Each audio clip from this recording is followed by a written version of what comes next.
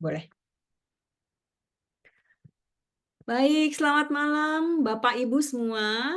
Bahagia sekali di malam hari ini kita bertemu lagi di sesi Meta Coach Cafe di edisi Juni 2025. Nah, di Meta Coach Cafe ini nanti pembicaranya adalah Bunda Nefri, Ibu Nefrianti yang biasa dipanggilnya Bunda Nefri, gitu ya.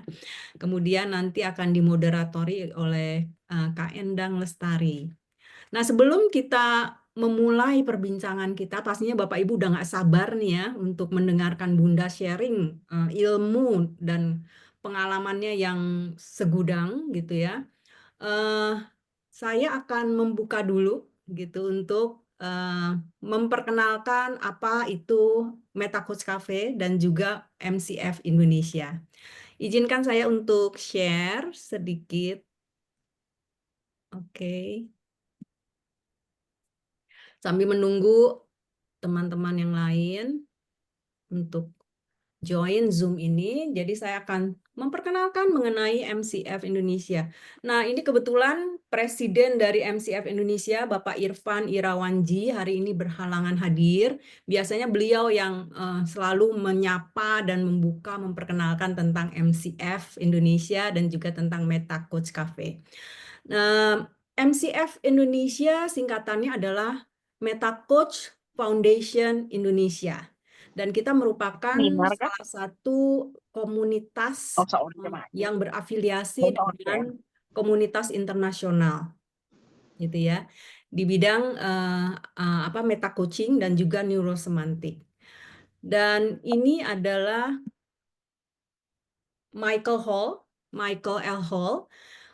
Beliau adalah seorang co-founder bersama dengan Bobby Bodenheimer yang di tahun 1996 mendirikan neurosemantik. Dan neurosemantik ini adalah kelanjutan dari Neuro-Linguistic Programming. Kalau Bapak Ibu pernah dengar NLP gitu ya, maka neurosemantics adalah bagian dari NLP namun melanjutkan dari NLP. Neurosemantik sendiri adalah bicara mengenai bagaimana makna memberikan kita sebagai manusia adalah neuro itu adalah sistem syaraf kita, tubuh kita gitu ya, dan semantik adalah makna. Jadi bagaimana makna ini juga dapat mempengaruhi fisiologi kita, neurologi kita, dan bagaimana kita kemudian makna ini juga yang mempengaruhi bagaimana kita berperilaku dan berucap. Nah, bagian dari neurosemantik ini adalah meta coaching. Jadi teknik coaching yang membawa kita untuk mencari tahu tidak hanya dari sisi performance gitu ya. Itu yang membedakan meta coaching dengan coaching yang lainnya yang lebih mungkin ke performance coaching. Artinya hanya melihat pada tataran performanya, kinerjanya. Nah, dalam meta ini yang artinya adalah above, di atas, beyond, dan tentang sesuatu, maka meta coaching mengajak klien untuk merefleksikan ke dalam dirinya, mencari apa yang mendasari kerangka berpikirnya. Sehingga diharapkan yang terjadi adalah perubahan secara transformasional. Karena perubahan pada cara memandang sesuatu yang kemudian akan mempengaruhi bagaimana dia akan berperilaku dan memberikan performanya. Nah, Meta Coach Foundation sendiri mempunyai misi untuk memperkenalkan meta coaching ini kepada halayak yang lebih besar lagi. Melalui sesi-sesi yang kita adakan secara rutin, gitu ya. Salah satunya adalah Meta Coach Cafe ini, yang diadakan setiap hari Rabu, minggu kedua setiap bulannya. Dan biasanya waktu kita sebelum pandemi, ini dilakukan secara offline, Bapak Ibu. Namun, dengan adanya pandemi, maka kita mulai mengenal yang namanya online, gitu ya. Dan ini memberikan juga manfaat karena bisa menjangkau Bapak Ibu yang ada di luar Jakarta gitu ya. Sehingga harapannya bisa lebih menjangkau lebih banyak orang lagi untuk mengenal apa sih meta coaching.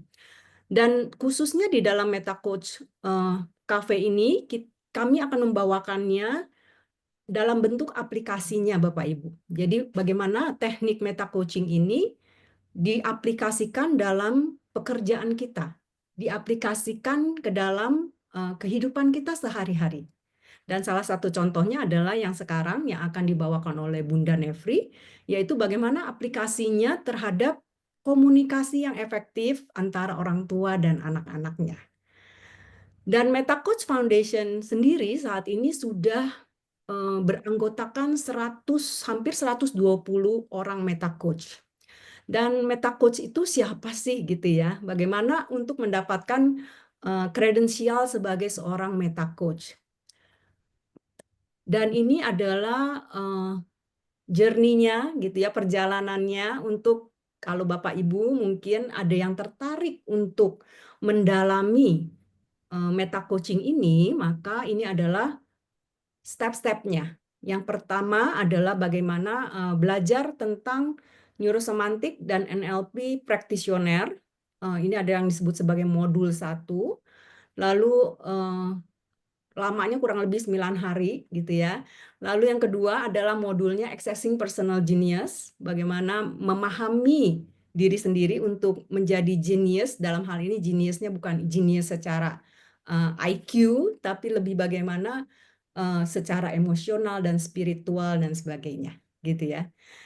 Kemudian yang ketiga, seperti tadi gambar di depan, itu adalah coaching mastery, di mana disinilah dipelajari tentang teknik coachingnya sendiri, gitu ya. Dan ini bentuknya adalah bootcamp yang diadakan selama kurang lebih 9 hari. Oke. Kemudian itu yang saya ingin sampaikan sebagai pengenalan mengenai Meta Coach Foundation Indonesia dan juga Meta Coaching. Nah, sebelum kita mulai masuk ke sesi utamanya, dan sebelum saya menyerahkan kepada Kak Endang untuk memoderatori, maka saya akan menginformasikan sedikit house rules-nya supaya kita nanti enak menjalankan webinar ini gitu ya. Silakan Bapak Ibu kalau tidak berkeberatan, kalau bisa buka kamera biar kita bisa saling memandang wajahnya gitu. Walaupun jauh gitu, tapi kita bisa tetap berinteraksi secara dekat gitu ya. Nah, kalau kameranya sudah dibuka, maka mohon untuk mikrofonnya di-mute dulu supaya nanti nggak ada splatteran gitu ya, nggak mengganggu presenternya. Nanti Bapak Ibu akan juga diberikan kesempatan ya Kak Endang ya, kalau memang mau bertanya, mau ngomong langsung gitu, silakan raise hand, tapi nanti pertanyaannya di akhir sesi. Jadi kurang lebih 1 jam Bunda akan sharing gitu ya, setelah itu akan diberikan kesempatan untuk bertanya. Namun kalau Bapak Ibu nanti di tengah-tengah ada yang mau ditanyain, nggak usah ditahan-tahan, silakan tulis di kolom chat, nanti akan dibacakan oleh Kak Endang untuk dibahas di sesi Q&A. Kemudian diharapkan Bapak Ibu akan stay sampai akhir karena nanti di akhir acara akan ada informasi gitu ya mengenai sesi-sesi kita selanjutnya.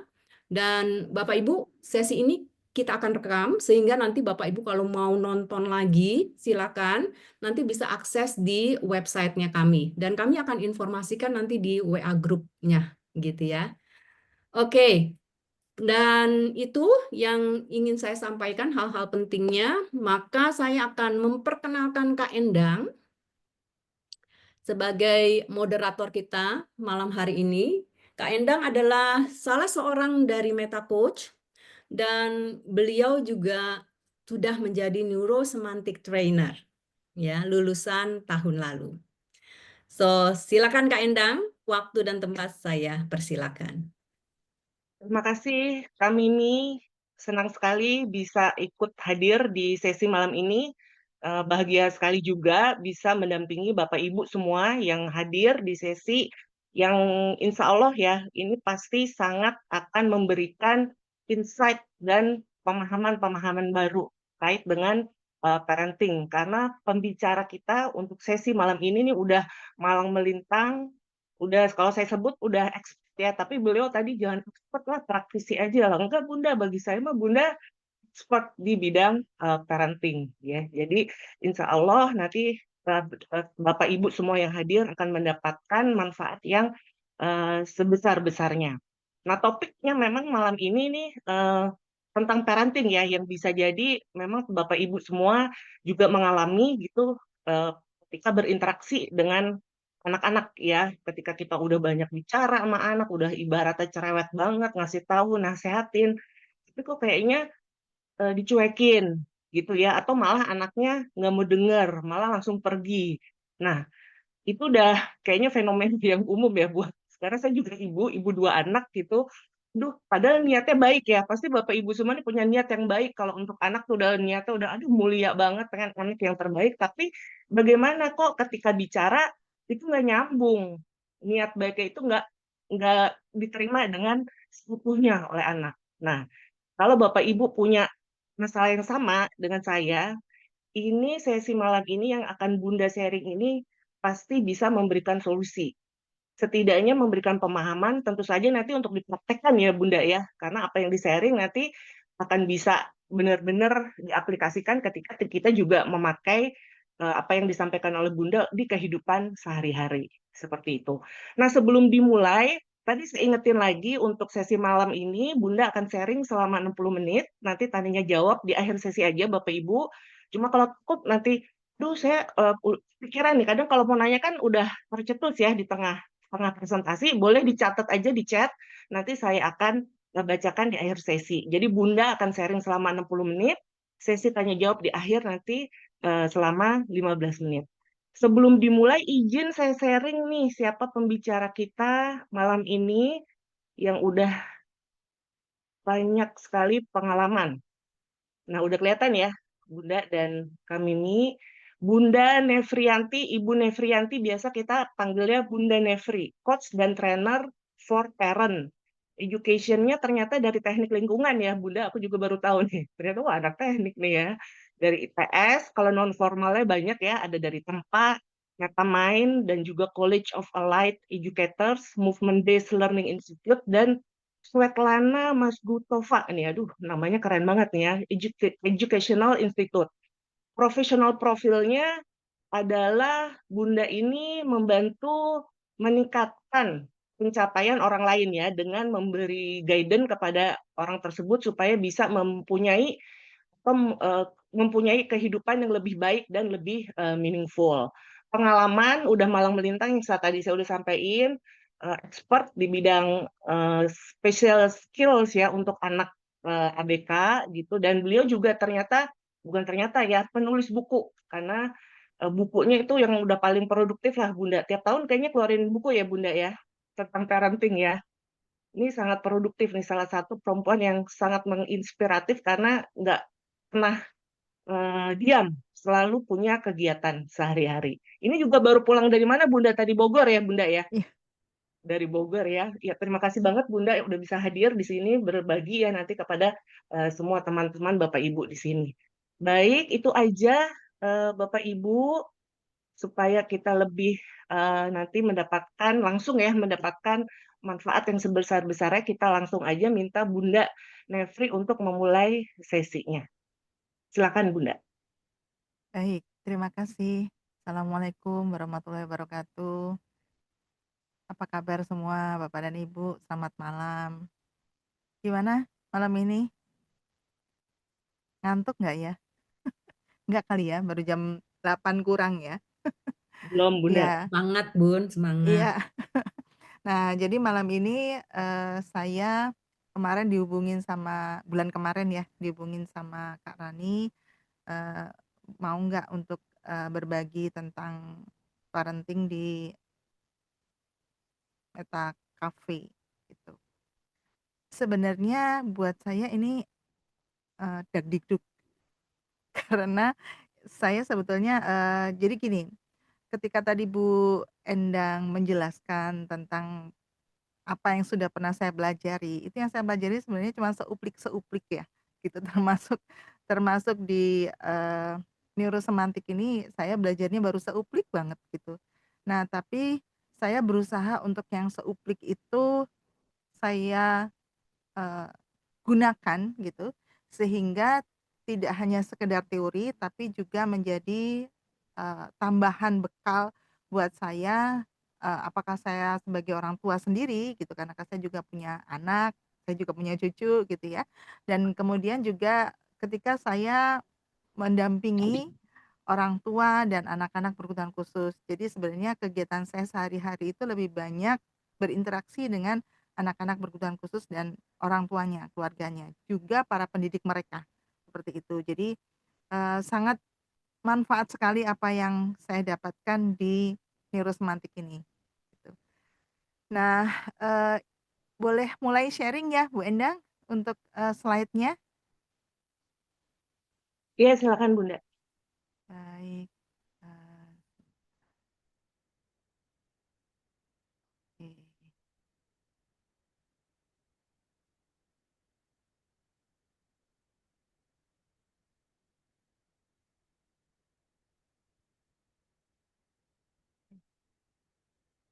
Baik, ke belakang saja.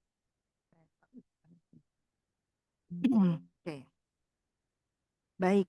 Malam ini insya Allah kita akan, sharing tentang saat kata menjadi kunci, di mana judul ini akan berbasiskan kepada NLP neurosemantik dan tujuan dari kata menjadi kunci ini ada kaitannya dengan keinginan kita semua sebagai orang tua untuk meningkatkan kemampuan komunikasi efektif antara kita dengan anak-anak, ya.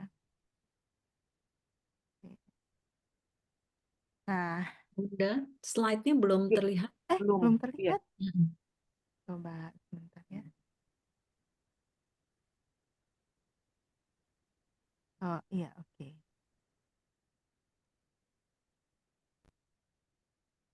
Oke, Iya, sudah. udah sekarang. Ya. Iya, Tinggal di slideshow, Bun. baik. Sebentar ini mestinya di sebentar, Yang di kanan bawah ada layar. kanan bawah. Notes 1, 2, 3, 4.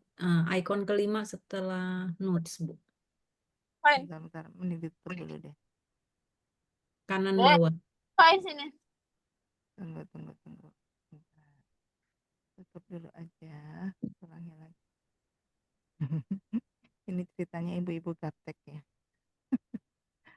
Oke, udah keluar? Belum, sebentar. Udah. Bentar, saya tutup dulu yang bawah biar nggak nutup ya.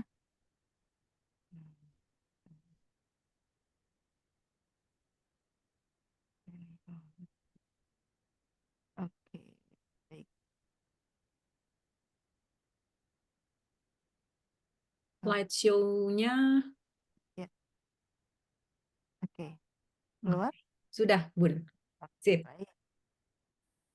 Baik, karena ini malam ini kita bicara tentang dari basis NLP neurosemantik, maka sebagaimana neurosemantik yang selalu mengutamakan makna ya dalam pembicaraan, maka sebelum kita memulai kita perlu mengetahui dulu makna dari judul yang kita akan bicarakan malam ini, yaitu saat kata menjadi kunci, di mana NLP neurosemantik akan digunakan untuk meningkatkan komunikasi efektif antara orang tua dan anak. Oke. Tadi sudah dibahas oleh Bu Mimi tentang apa itu NLP. Nah, mungkin saya boleh ini ya, Bu Mimi, menggunakan bahasa yang lebih mudah-mudahan lebih mudah dipahami gitu karena tadi sepertinya ada beberapa saya lihat ada beberapa teman-teman mungkin yang baru mengenal NLP sehingga saya izin untuk menggunakan bahasa yang mungkin mudah-mudahan lebih mudah dipahami. Jadi Neurolinguistics program ini sebenarnya adalah suatu ilmu yang mempelajari bagaimana struktur pemikiran manusia itu ada paradigmanya ya, ada cara berpikirnya, ada cara berkomunikasi yang semuanya itu mempengaruhi kemampuan untuk berkarya. Di mana NLP ini tujuannya adalah dipelajari supaya manusia itu lebih punya daya, lebih punya kemampuan.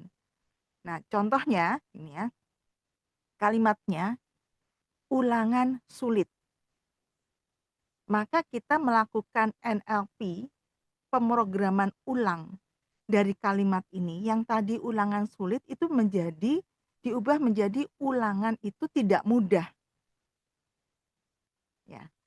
Kenapa dari sulit menjadi tidak mudah? Karena ini menurut Michael Hall ya, di salah satu bukunya mengatakan bahwa manusia itu mempunyai kemampuan untuk merekam kata-kata yang sangat berpengaruh untuk dia, gitu ya, membuat dia merasa kena banget gitu ya.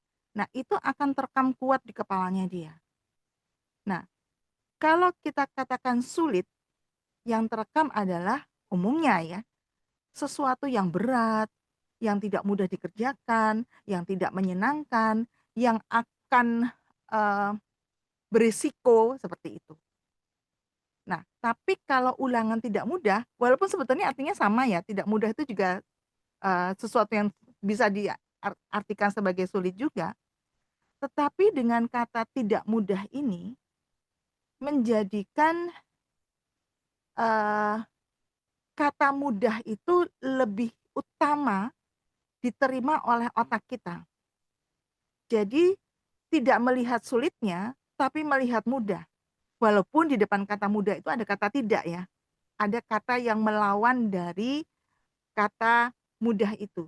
Tapi di kepala kita itu sudah menjadi sebuah, apa ya, installing ya, pemahaman bahwa, oh ternyata ulangan itu tidak mudah, mudah gitu, lebih banyak kemudahnya. Nah, inilah penggunaan Neuro Language Program. Nah, kalau neurosemantik tadi disampaikan oleh Bu Mimi, itu merupakan, peningkatan atau saya lebih mengartikan bahwa ini lebih dalam, karena di sini ada makna yang dicantolkan ya, yang dikaitkan pada kata yang kita keluarkan. Di mana makna tersebut itu merupakan makna yang setiap orang bisa beda-beda. Jadi personalize ya. Tadi saya mengatakan mengganti kata sulit dari kalimat ulangan sulit menjadi ulangan tidak mudah. Mungkin untuk beberapa orang itu berlaku, tapi mungkin untuk beberapa orang itu tidak berlaku. Mereka lebih tepat dengan ulangan itu tantangan. Nah, menemukan hal-hal yang personalize itulah yang dilakukan oleh neurosemantik. Jadi itu sebabnya mengapa neurosemantik ini lebih powerful, karena dia lebih dapat ke masing-masing orang, masing-masing pribadi, eee, ikatannya lebih dalam dan lebih kuat, gitu. Nah, jadi kembali lagi, kenapa ada perubahan yang menggunakan tidak mudah dari kata sulit, ada yang menggunakan kata tantangan untuk mengganti kata sulit. Di sini sebabnya adalah karena dalam pemikiran orang tersebut dia sudah mengalami banyak hal. Mungkin kata sulit itu tidak menyenangkan buat dia karena ketika dia kecil, dia terbiasa mendengar orang-orang di sekelilingnya mengatakan, "Ah, gampang, susah banget, sulit banget itu, nggak enak banget," segala macam. Sehingga di kepalanya dia kata sulit itu sesuatu yang betul-betul terekam kuat, sesuatu yang tidak menyenangkan, gitu. Tapi sekali lagi, itu tidak semua orang seperti itu, karena dia bisa bisa aja dalam suatu kegiatan, suatu masa lalu, memorinya dia, kata sulit itu justru, asik nih, aku dapat yang sulit, berarti aku tantangannya lebih keren nih, kan aku naik level." Nah, jadi dia melihat kata sulit itu bukan sesuatu yang menakutkan, tapi justru asik, karena akan membuat dia untuk naik level. Nah, di sini tadi kita bicara Mengapa neurosemantik NLP itu yang kita sekarang gunakan malam ini untuk meningkatkan kemampuan komunikasi agar lebih efektif ya, gitu. Sampai sini oke? Bungkus? Halo? Halo? Oke kah? Oke, Bungkus, Bunda. Bu. Oke, Bu. baik. Saya kira pada tidur semua. Ya. Baik, next ya. Nah, komunikasi efektif itu artinya ketika ada 2 orang berkomunikasi, bercakap-cakap, yang satu akan menyampaikan ide pada teman bicaranya, efektif kalau artinya efektif ya, kalau teman bicara ketika menyampaikan ke teman satu orang A misalnya ke orang B, ketika dia ngomong, dia akan menyampaikan idenya, pemikirannya, atau keinginannya, itu diterima dengan baik oleh orang A, dimengerti oleh orang A. Dan kemudian orang A akan memberikan respon yang berkaitan dengan informasi yang diberikan tersebut. Informasinya boleh setuju, boleh tidak setuju ya, gitu. Tapi dia persis merespon apa yang disampaikan, apa yang diungkapkan oleh orang A tersebut ke orang B. Nah, ini adalah tentang komunikasi efektif. Kemudian, nah, bagaimana supaya komunikasi itu berjalan dengan efektif? Ya, ini basic banget dari prinsip NLP ya Bapak Ibu, terutama mungkin yang baru kenal dengan NLP, kalau yang sudah lama-lama sih nggak apa-apa. Mungkin saya malah mohon luruskan ya kalau mungkin saya agak kurang tepat dalam menyampaikan. Nih contohnya Bapak dan Ibu, yang namanya NLP Communication Model itu adalah seperti ini. Misalnya ini ada bapak-bapak nih, orang tua ya. Kemudian dia mendengar anaknya bilang, "Bapak, aku mau ikut ekstrakurikuler gambar di sekolah." Nah, ini berarti anaknya memberikan external information, menyampaikan sesuatu yang ada dalam pikirannya kepada bapaknya. Dari luar, bapak diterima oleh si bapak. Nah, begitu mendengar ini, maka saat itu sensori si bapak itu bekerja. Ada fakok di situ. Ada visual, auditori, kinestetik, penciuman, dan juga pengecap. Yang semua informasi itu akan diseleksi, diterima oleh panca indera tadi ya, kemudian diseleksi. Seleksinya adalah apa yang ada dalam pemikiran Bapak. Seleksinya bisa berarti di-delete, jadi semua yang disampaikan anak itu, "Apa sih kamu ini? Udah deh pokoknya dengerin Bapak aja. Nggak usah kamu ikut-ikut ekstrakurikuler gambar itu nggak usah." Gitu. Atau didistorsikan. "Ngapain sih kamu ikut gambar? Kalau gambar itu nanti masa depanmu nggak bagus." Nah, jadi yang mau disampaikan itu dirusak atau tidak diterima persis seperti apa yang ingin disampaikan. Ya. Atau digeneralisasi. Lah, sekarang mau ikut gambar. Kemarin udah ikut bulu tangkis. Besok mau ikut apa? Kamu mah tiap kali ada ekstrakurikuler baru selalu ingin ikut. Apa sih manfaatnya buat kamu? Nah, delete, distorsi, generalize tadi itu membuat apa yang disampaikan oleh anak ini tidak diterima baik oleh orang tua. Artinya di sini Bapak dan Ibu, ada komunikasi yang tidak efektif. Anaknya pengen ngomong, menyampaikan dan orang tua sudah memberikan batasan-batasan ya, yang membuat akhirnya apa yang dia inginkan itu tidak bisa diterima. Di mana delete, distort, atau generalize itu terjadi karena di dalam pemikiran Bapak ini ada 6 hal ya. Saya tidak akan bahas di sini gitu, tapi ini sebagai informasi saja bahwa ada hal-hal yang membuat kita ketika mendengar anak itu tidak bisa mendengarkan dengan sungguh-sungguh pesan apa yang mau disampaikan anak.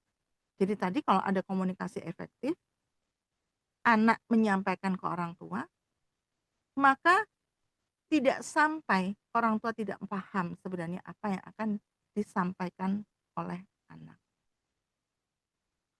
Nah, dengan adanya hal-hal seperti ini, ada time, ada language, ada memory, ada decision, ada meta program, dan juga ada value, belief, dan attitude, maka orang tua akan membuat pemikirannya sendiri, memutusi sendiri. Oh, jadi dalam pikiran orang tua, anaknya itu seperti ini. Atau itu juga akan ditunjukkan pada state-nya orang tua. Jadi pemahaman orang tua terhadap anak itu seperti apa. Dan pada akhirnya dari pemikiran, dari apa yang dipahami oleh orang tua akan ditunjukkan dengan fisiologinya. Nah, ini kalau bahasa umumnya seperti ini ya, Pak, Bu, gitu. Internal representation ini adalah Hah? Sampah mana? Di mana? Di dalam. Saya cari kan. Iya. Ya, baik, terima kasih. Adalah mind. Kemudian state ini adalah soul. Sedangkan fisiologis itu adalah body. Nah, 3 hal ini, mind, soul, and body, itu merupakan satu kesatuan yang akan kelihatan oleh anak ya, dengan bentuk behavior, dengan bentuk perilaku kita merespon anak. Tadi misalnya, udahlah ngapain kamu ikut gitu. Dan lain sebagainya yang mungkin pada akhirnya membuat anak merasa meyakini bahwa apa yang dia sampaikan ke orang tua itu sebenarnya nggak sampai. Nah, dalam parenting Bapak dan Ibu, selain mind, soul, and body, di mana kita perlu hadir ke anak, mengerti bagaimana anak, itu ada satu poin lagi yang sampai dengan saat ini saya melihat itu sangat powerful, yaitu spiritual. Dia mengikat mind, soul, and body itu pada satu arah yang jelas akan tujuan kita dalam mengasuh anak. Sehingga dengan adanya spiritual ini, katakanlah tadi ya, kita nggak cocok sama apa yang disampaikan anak, itu bisa ngerem. Bisa ngerem sehingga ketika kita bicara sama anak, itu lebih menghargai dia, lebih respect kepada dia, lebih memperlakukan dia dengan baik. Nah, tujuannya apa semua ini? Sebagai seseorang yang ada dalam komunikasi efektif, tadi saya sampaikan, semua yang disampaikan oleh A kepada B itu perlu diterima oleh si B dan kemudian direspon dengan baik terhadap A. Tadi ya, tidak selalu respon yang baik itu setuju atau tidak setuju, tapi respon itu baik. Artinya membuat si B itu merasa direspekti, dipercaya, didukung, diperlakukan sebagai seseorang yang memang dihargai ya, seperti itu. Nah, kenapa saya sampaikan seperti ini? Kadangkala ketika kita berbicara dengan anak, ini yang disampaikan oleh Michael Hall, ada pemikiran-pemikiran yang tidak tepat ya. Seperti menganggap anak itu adalah versi kecil dari orang tua. Anak itu tidak tahu apa-apa. Anak itu mempunyai harusnya gitu ya, mempunyai apa ya? Sesuatu yang orang tua itu perlu arahkan karena ketidaktahuan mereka. Tetapi pada kenyataannya tidak begitu. Anak bukanlah versi kecil dari orang tua. Anak adalah anak. Yang ketika mereka hadir ke dunia, mereka membawa visi dan misinya sendiri. Sehingga ketika kita tidak menghargai mereka, tidak memberi kesempatan mereka, tidak encourage mereka ya, untuk supaya mereka bertumbuh dan berkembang, ini akan menjadi bagian dari ketidakmampuan mereka untuk mengenal versi terbaik dirinya. Nah, orang tua kenapa melakukan seperti itu? Juga karena ada hal-hal yang berwarna kuning ini Bapak dan Ibu, yang 6 tersebut. Pengalamannya ketika dia mungkin masa kecil dulu diperlakukan seperti apa oleh orang tuanya, sehingga sekarang dia melakukan hal yang sama kepada anaknya.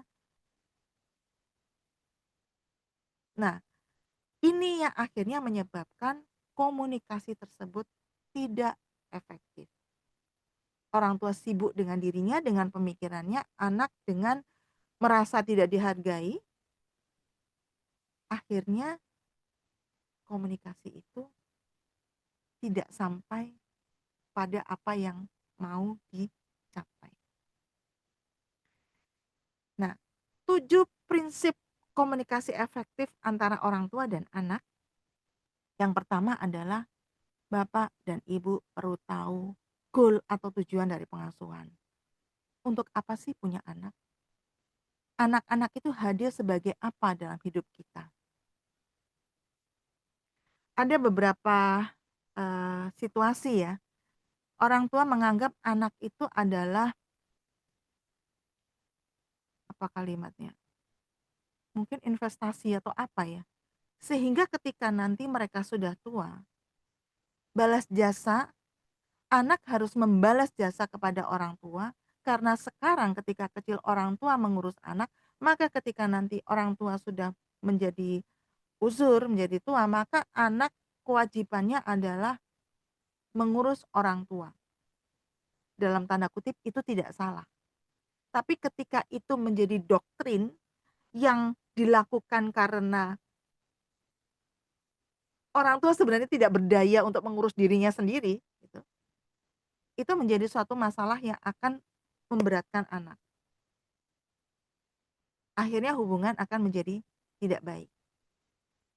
Atau orang tua yang dulunya punya cita-cita menjadi dokter, ternyata tidak kesampaian karena satu dan lain hal. Maka dia mempunyai anak dengan tujuan agar anaknya ini meneruskan perjalanannya yang tidak selesai dulu untuk menjadi dokter. Nah, hal-hal seperti itu pada akhirnya membuat orang tua ini tidak membiarkan anak untuk menemukan versi terbaik dirinya. Di mana versi terbaik dirinya itu bisa jadi beda dengan orang tua, bisa jadi sama dengan orang tua. Jadi pertama, prinsipnya perlu tahu goal atau tujuan pengasuhan yang sedang dikerjakan. Sehingga ketika melakukan komunikasi, itu benar-benar free, bebas ya, tidak ada kata sponsor, tidak ada tekanan-tekanan. Kemudian yang kedua, perlu adanya respek dan percaya bahwa setiap anak itu memiliki versi terbaik dirinya. Nah, untuk ini kita perlu melakukan dialog dengan anak, melakukan checking, melakukan klarifikasi. Apakah memang betul itu yang dirimu inginkan, Nak? Apakah betul dirimu ingin menjadi seorang pelukis? Apa yang kamu bayangkan ketika dirimu menjadi seorang pelukis? Kehidupan seperti apa nanti yang akan kamu jalani di masa depan yang ada dalam pemikiranmu dan lain sebagainya.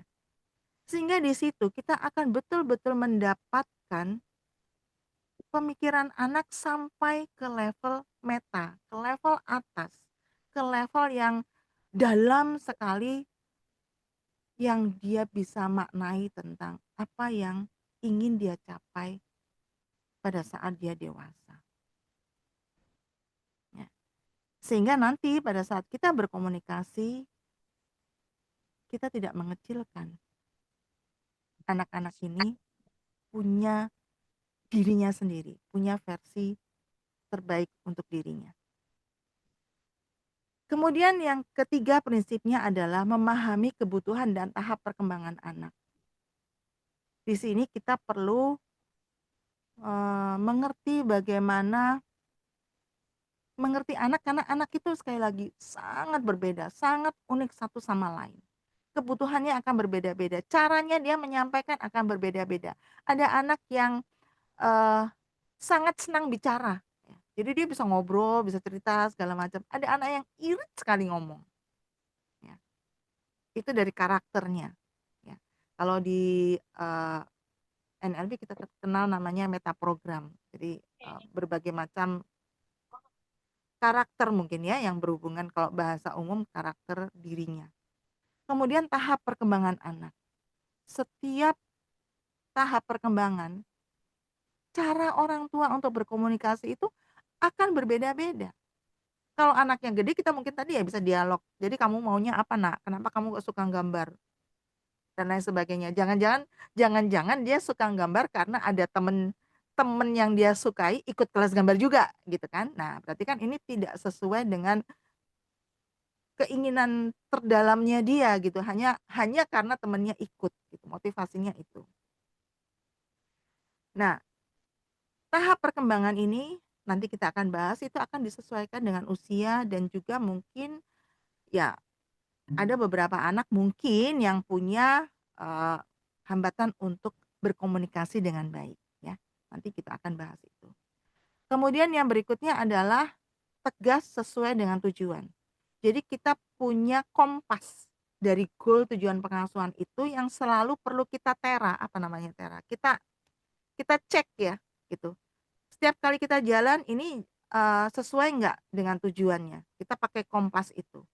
Ya, menjadi orang tua itu seperti disampaikan oleh Michael Hall, kita nggak punya sekolahnya. Ya. Dan kita dituntut sesuatu yang luar biasa tinggi standarnya sebagai orang tua gitu ya. Dari salah satu video kalau saya pernah lihat itu pekerjaan yang 365 hari, tidak ada cuti, bahkan sakit pun tetap harus bekerja, tidak digaji, malah kita harus membayar gitu ya.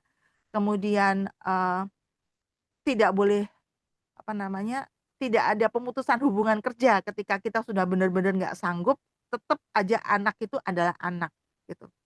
Nah, sehingga dalam perjalanan kadangkala kita sebagai orang tua itu mungkin lelah, mungkin sedikit keluar dari jalur. Maka kalau kita punya satu tadi ada goal atau tujuan, kemudian kita juga punya kompas yang bisa selalu merefer pada tujuan, ya keluar jalur sedikit kita balik lagi, keluar jalur lagi balik lagi gitu.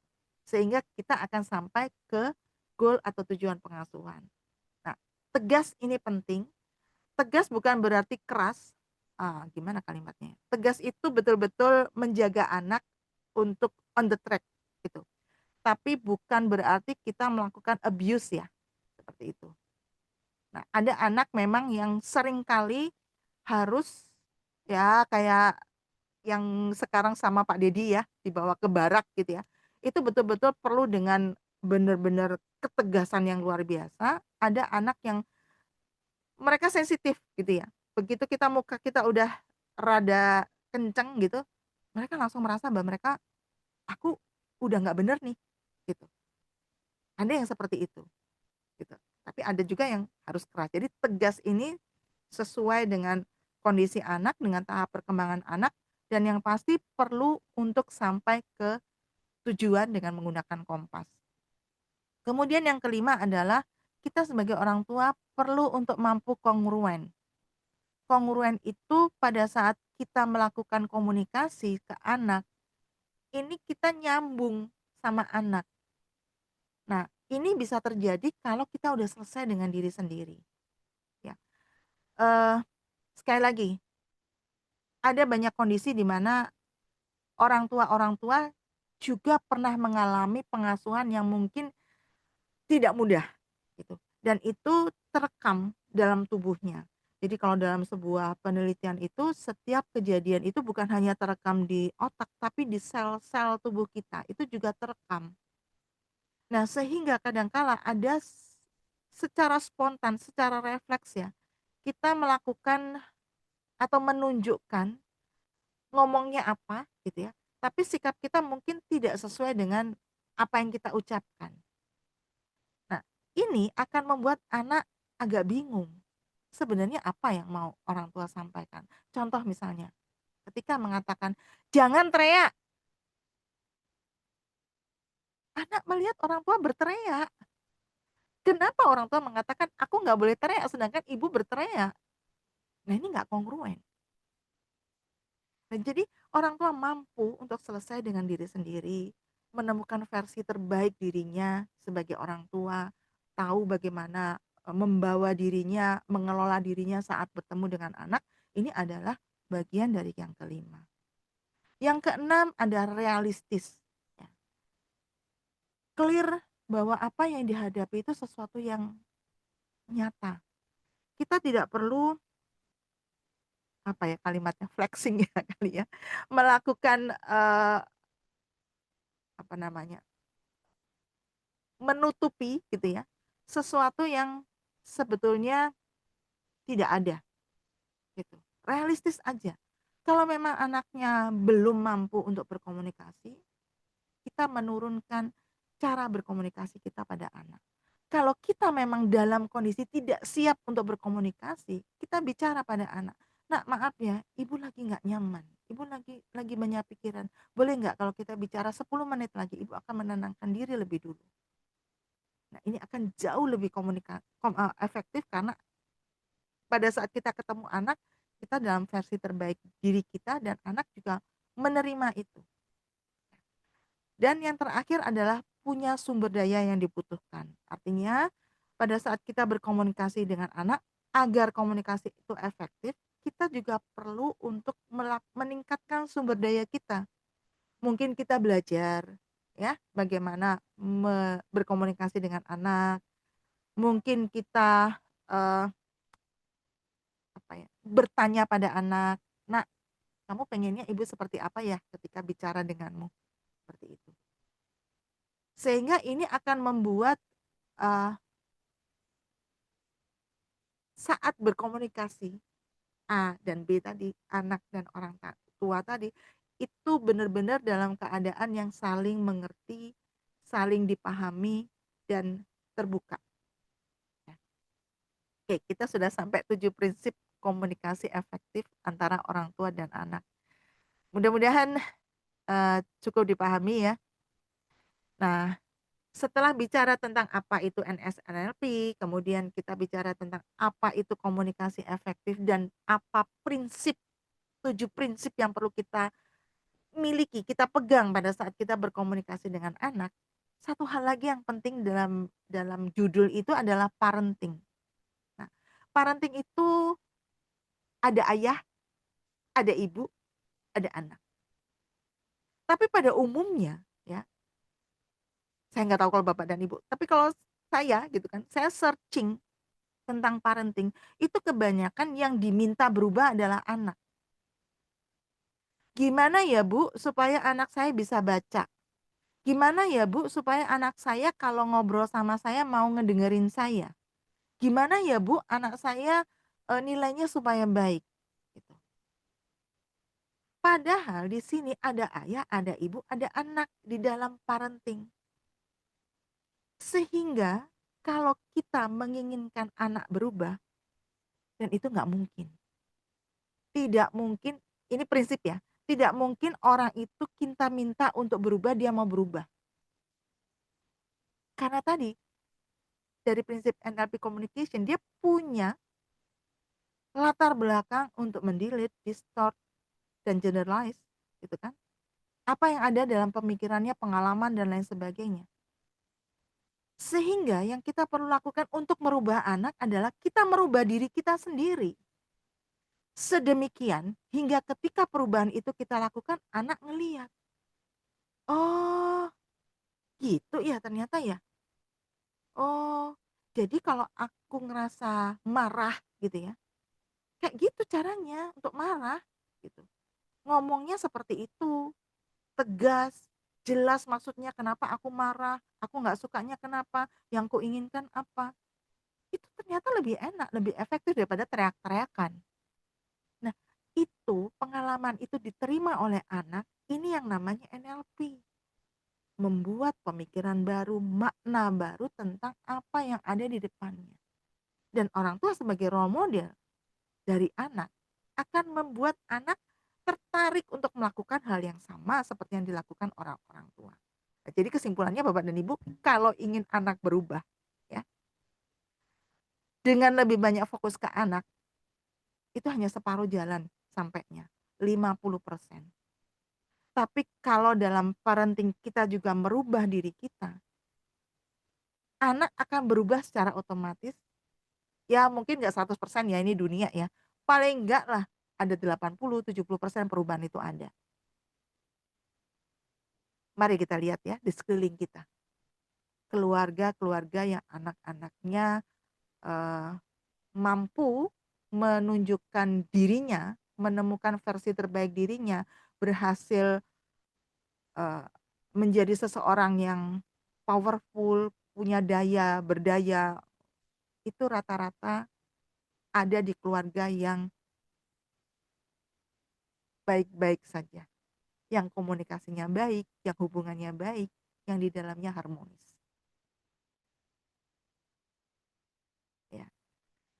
Jadi saya bicara tentang judul, malam ini yang kita lakukan tadi adalah kita mempelajari bahwa ketika komunikasi efektif akan kita lakukan pada anak, kita perlu menyadari bahwa untuk berkomunikasi efektif itu bukan hanya anak yang perlu melakukan. Kita sebagai orang tua perlu melakukan lebih dulu agar itu menjadi model untuk anak, membuat anak mau meniru dan melakukan seperti apa yang kita lakukan. Ya. Kemudian yang kedua, komunikasi efektif berjalan ketika ada pembicaraan yang saya sih istilahnya TikTok ya. Kayak orang main jadi TikTok nyambung, enak ngobrol, mungkin sambil ketawa atau apa gitu. Atau mungkin serius, tapi itu benar-benar nyambung efektifnya.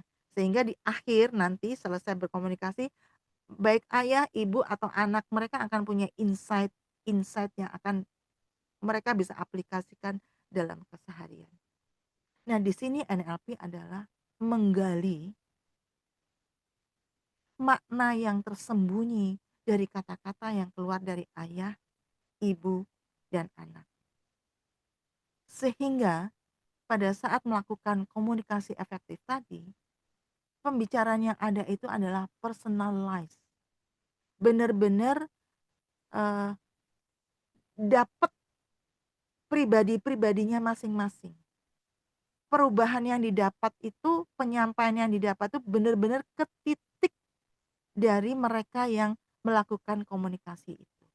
Nggak mikirin tetangga, nggak memikirin teman sekelasnya yang lebih hebat, nggak mikirin saudaranya, bahkan saudaranya ya, saudara kandungnya enggak gitu.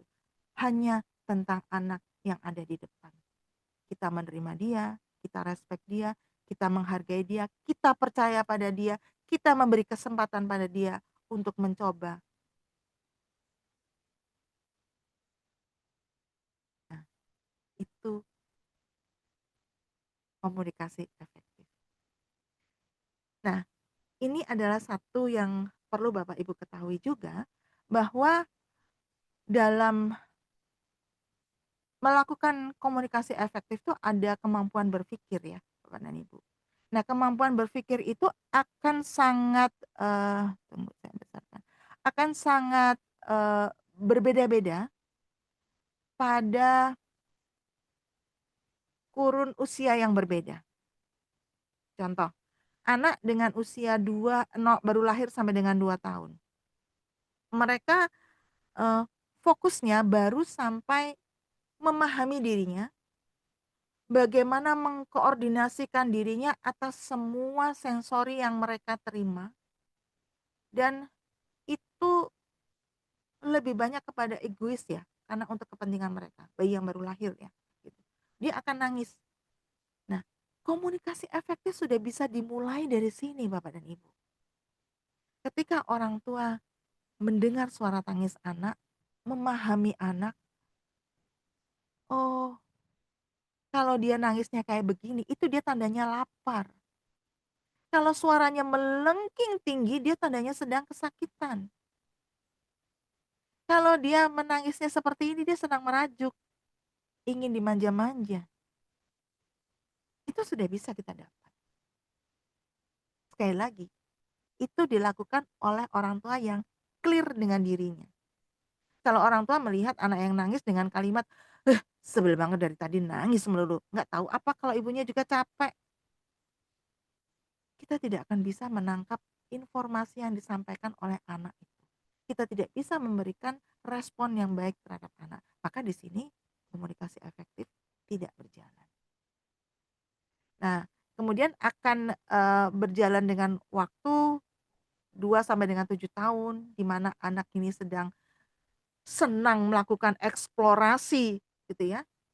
Maka komunikasi efektif dengan dia adalah ketika memberi kesempatan dia untuk bereksplorasi, untuk mengenali dirinya dan lingkungan yang ada di sekelilingnya. Nah, 7 sampai 11 tahun ini masanya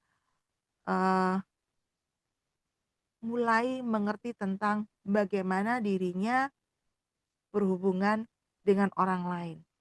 Value yang perlu ditekankan di sini. Balik lagi, komunikasi efektif itu akan berhasil kalau kita tahu tujuan pengasuhan dan kita on the track menjaga agar tujuan pengasuhan itu berjalan dengan baik. Sampai nanti ketika mereka sudah dewasa. Ya, 11 tahun. Sebenarnya kalau usia perkembangan kognitif itu Bapak dan Ibu 25 tahun ya optimal.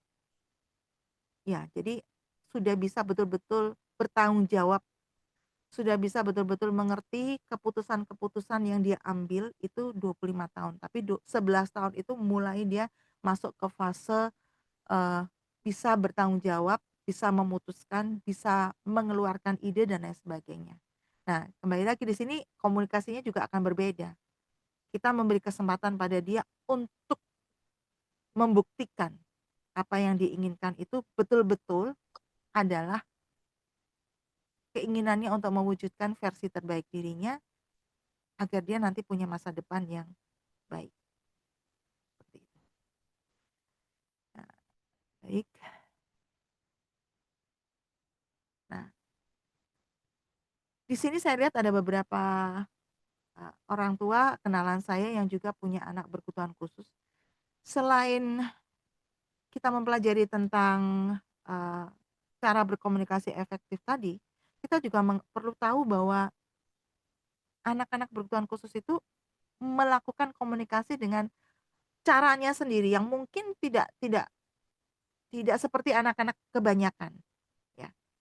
Sehingga kita perlu untuk melakukan assessment, cek anak kita itu batas kemampuan komunikasinya di mana, speech-nya di mana, language-nya di mana, bahasanya di mana, dan communication-nya itu di tahapan di mana.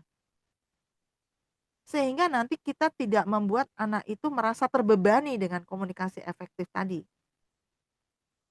Contoh misalnya ketika anak ngomong, tiba-tiba saya kepikiran. Bayangkan ya Bapak dan Ibu, ada anak yang baru pulang sekolah gitu. Nah, ini anak punya kebiasaan untuk bercerita panjang lebar gitu kan, sampai sebelum dia mengatakan apa dia yang mau, latar belakang segala macam ya, kayak buat skripsi gitu ya. Dia cerita, "Ibu, tadi aku di sekolah tuh capek olahraga, Bu. Aduh, olahraganya tuh seru banget, bla bla bla bla bla bla bla bla." Di setengahnya dia diselip, "Tadi waktu pulang aku lewat warung soto kayaknya baunya enak." Kemudian bla bla bla bla lagi segala macam. Ibunya ngedengerin, ini ngomong apa ya si anak, panjang banget. Nah, kalau orang tua tidak memahami tahapan di mana anak, tidak memahami karakter anak tadi, anak yang suka berbicara, tidak memahami bagaimana kebiasaan-kebiasaan anak, akan lewat bagian sebetulnya anak itu cuma mau ngomong, "Ibu, ayo kita makan soto di sana kayaknya enak banget, tapi dia udah kemana-mana gitu. Tapi untuk ibu yang paham dia akan nanya, "Oke, kamu udah cerita. Sekarang ibu nanya, kamu maunya apa cerita itu?" Tembak langsung gitu. Tidak mengikuti gaya bahasanya dia yang kemana-mana. Terus nyambung dia, "Oh tadi kamu olahraga ya? Olahraganya apa? Waduh gimana itu?" Panjang lagi. Nah, disinilah kemampuan orang tua untuk mengerti tahapan perkembangan, mengerti karakter anak juga ya di dalam sini, untuk bisa membuat komunikasi itu berjalan dengan efektif. Nah ini ada tabel ya, ini sampai kalau nggak salah umur 16 atau 22 tahun ya. Nah, ini yang, nanti kalau Bapak Ibu memerlukan boleh nanti, kontak ke saya akan kirimkan untuk lengkapnya karena ini saya hanya memberikan sampai usia 26 bulan, ya. Baik, ini tentang tujuan ya, Bapak dan Ibu. Jadi, tadi 7 prinsip komunikasi yang efektif. Satu, tahu tujuannya. Nomor 2, mau ngapain nih kita saat berkomunikasi itu tujuannya ke anak itu apa, gitu. Nomor satu, saat ini kondisinya seperti apa? Kita udah beres belum untuk menemukan versi terbaik orang tua? Kita udah beres belum untuk mengerti versi terbaik anak, ya. Kemudian setelah itu kita mulai untuk menentukan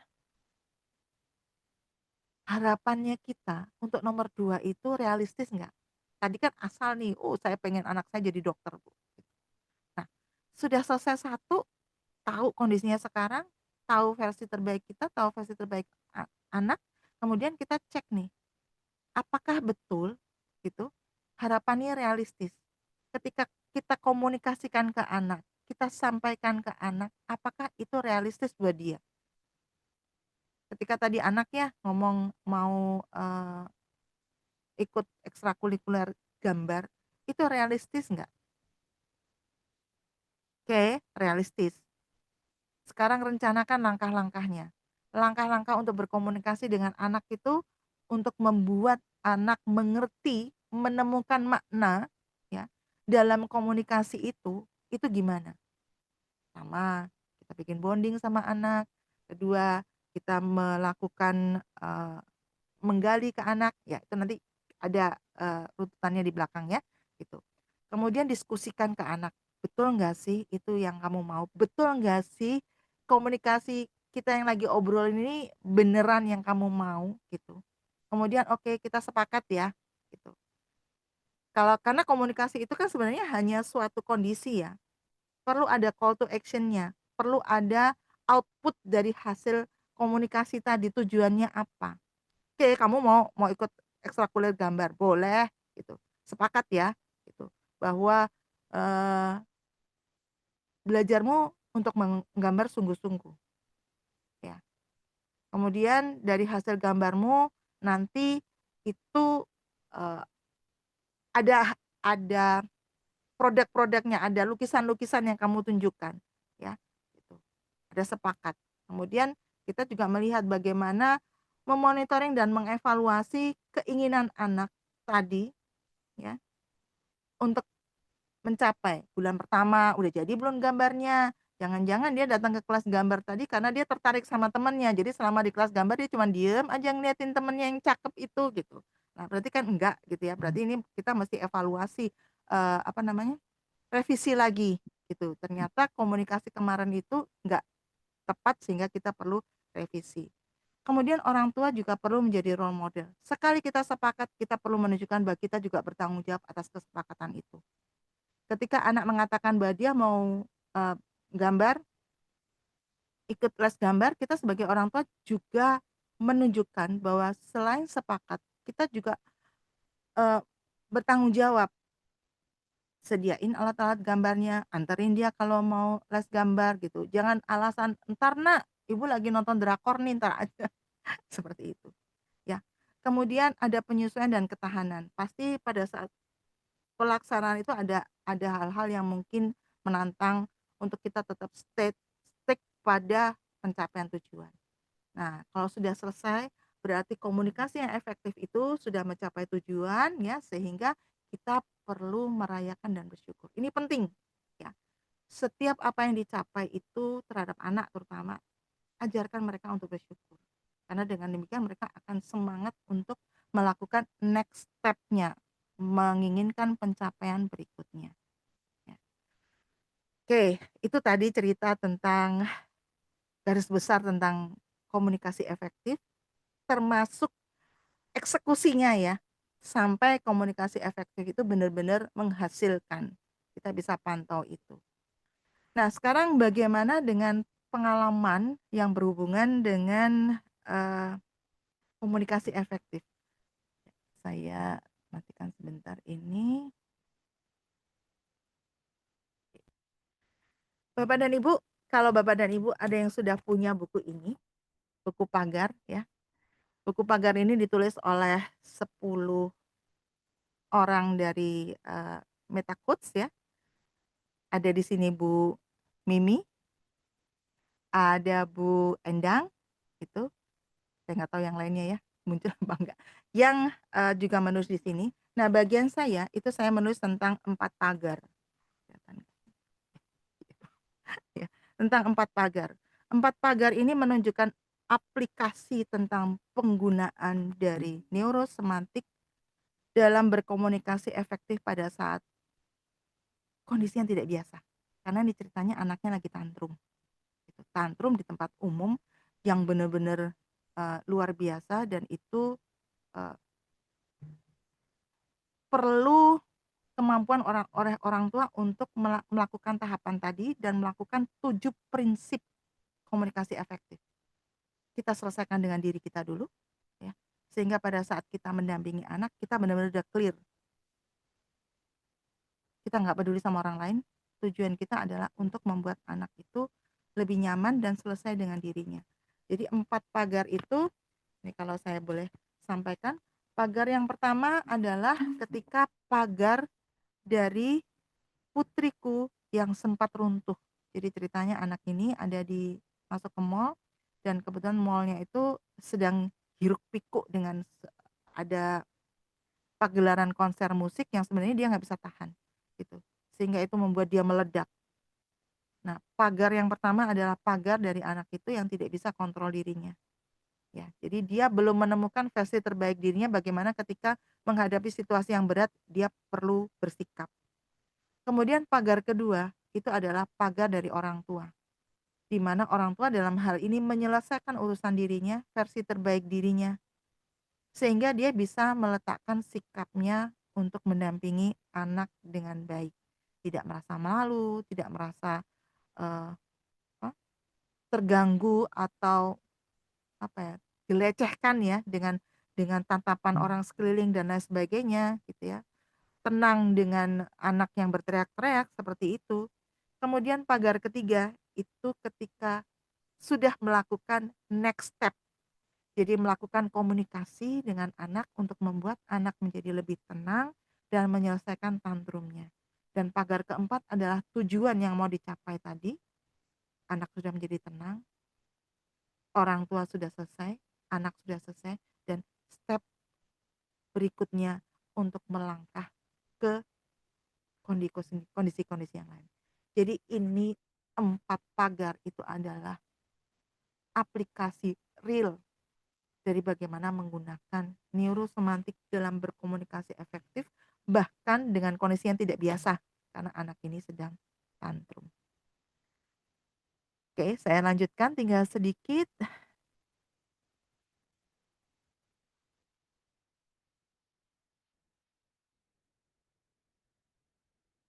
Oke.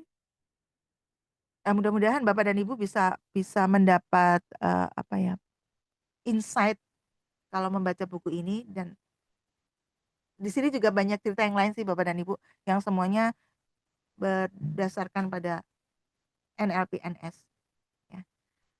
Kemudian, nah sekarang mungkin saatnya kita untuk praktek ya Bapak dan Ibu. Baik, silakan Bapak dan Ibu untuk mengambil sikap yang paling nyaman. Sudah?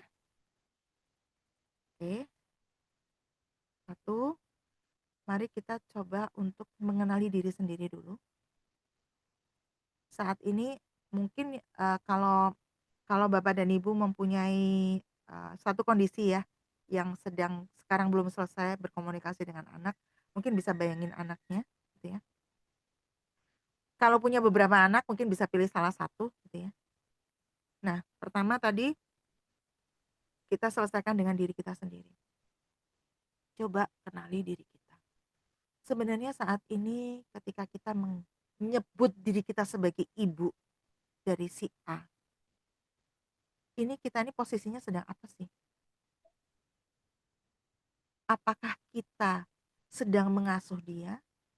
Ataukah kita sedang melampiaskan hal-hal yang tidak selesai dalam diri kita untuk dilanjutkan ke anak? Ataukah kita sebenarnya sudah ke anak sudah ya berusaha oke lah gitu ya. Tapi kita sendiri masih punya masalah-masalah di masa lalu, mungkin keterikatan dengan orang tua, tidak nyaman dengan pengasuhan ketika kita masih kecil dulu gitu. Yang itu terendap di bawah kesadaran kita, ada di memori kita, sehingga tanpa sadar ketika anak melakukan hal yang kurang lebih sama dengan apa yang kita lakukan ketika kecil, ini keluar. Mari kita coba untuk mencari.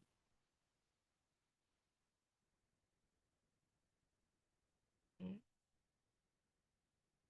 Nah, setelah itu yang kedua adalah kita kenali anak kita. Anak kita tuh karakternya seperti apa sih? Nah, kemarin Bu Maggie ya sempat memberi saya sedikit pertanyaan di grup. Beliau punya anak yang strong will. Beliau ingin memotivasi anaknya yang strong will sehingga anak ini bisa mencapai sesuatu yang saya sempat tanya ini contohnya apa tapi belum belum sempat dijawab beliau mungkin ya. Itu sehingga pencapaian itu akan dicapai anak tanpa perlu membandingkan dengan orang lain. Maka pertanyaan saya adalah, satu, orang tua pada umumnya tuh pengen anaknya strong will loh. Nggak gampang kepengaruh gitu.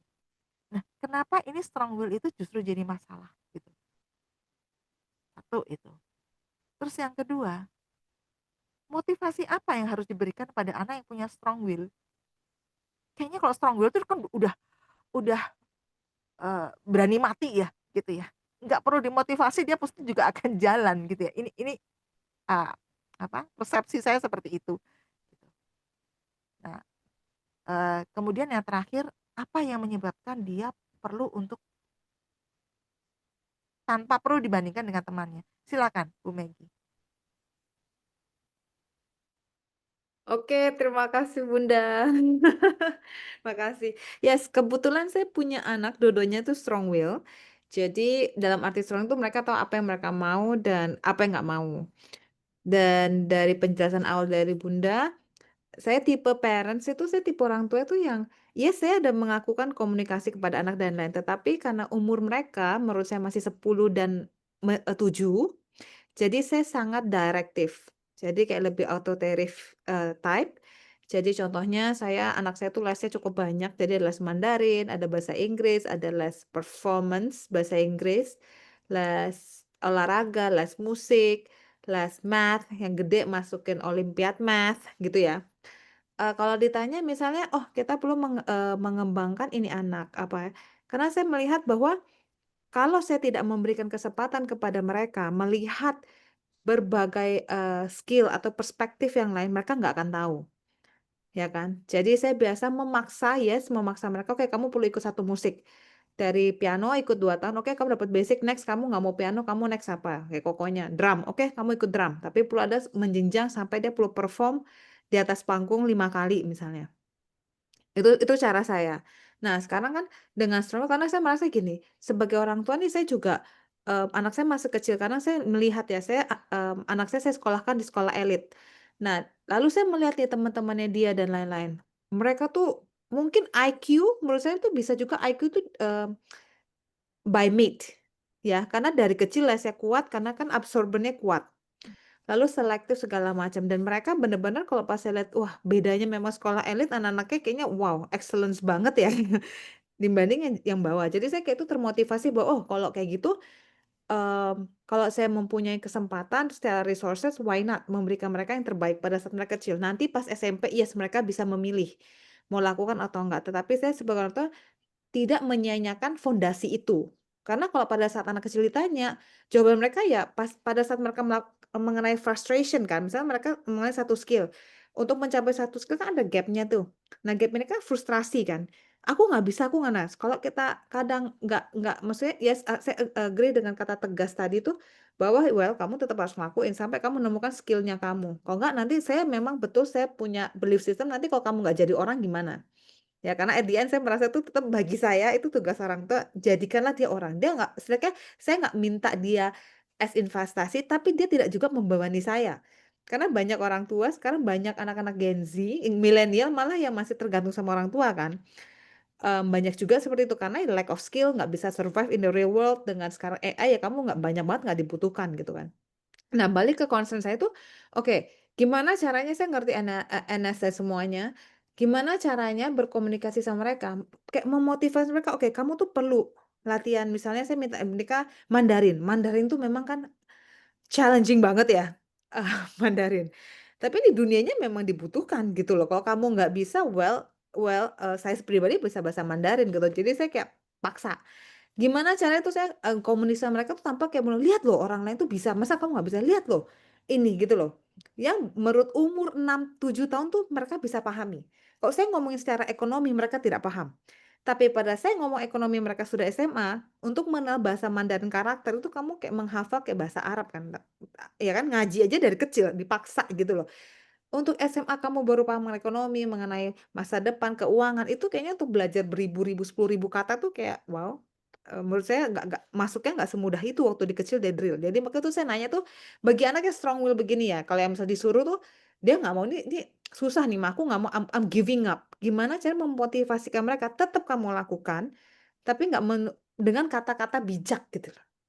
Kadang Oke, kan anak dengan kata bijak belum bisa gitu Bu. Kayak oke, I'm baik, telling you harus titik gitu loh. ya, Ada baik, itunya sisi itunya Bu. iya. Eh, Ibu paham nggak? Pada kenyataan itu metode itu dipakai di usia yang anak-anak sekarang sekitar umur antara 30 sampai 4 sekarang 30 sampai 50 tahun lebih. Metode pendidikan yang Ibu pakai. Maksudnya?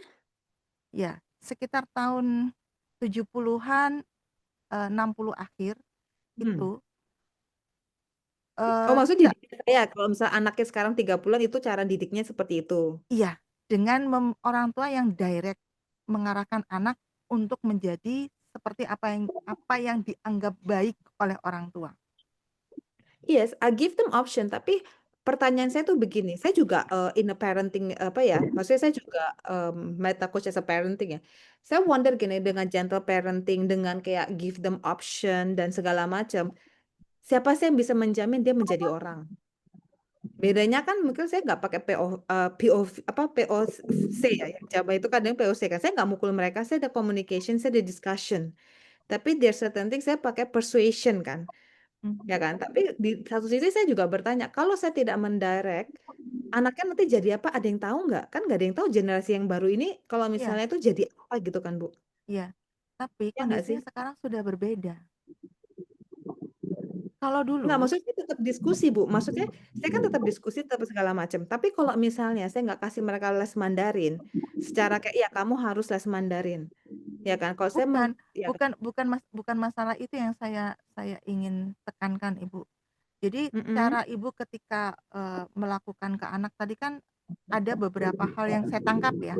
Kamu Hmm? boleh ikut musik, boleh drum, boleh gitar, boleh apa gitu ya, tapi dengan syarat kamu selesai ketika sudah 5 kali perform, ya. Mm-mm. Setelah itu kamu boleh boleh berhenti atau Mm-mm. meneruskan, seperti itu. Mm-mm. Nah, yang terjadi sebetulnya adalah Ibu melakukan sebuah pengkondisian. Mm-mm. Boleh ini ya, ada yang double kali ya.